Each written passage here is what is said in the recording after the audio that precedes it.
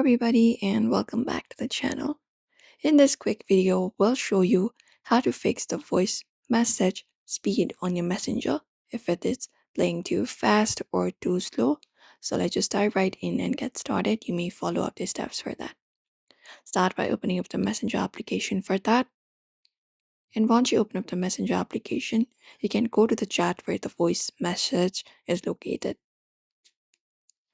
Once you reach over the chat, you can locate up the voice message here. And what you need to do is play the voice message. So you can play the voice message. And once you play it up, you will be finding a 1x speed icon right next to the play button. So you can look out for it and tap on it. After you tap on it, it will change between 1x, 1.5x, and 2x speed.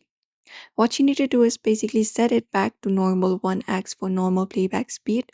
And if the sound still sounds off, then what you can do instead is, instead of this, try clearing the cache of Messenger.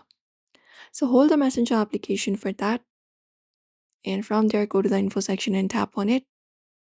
And from the info section, what you need to do is scroll to the given options and look out for the option of storage. After that, just go over and tap on clear the cache. And then you can reopen the application again, and that is it.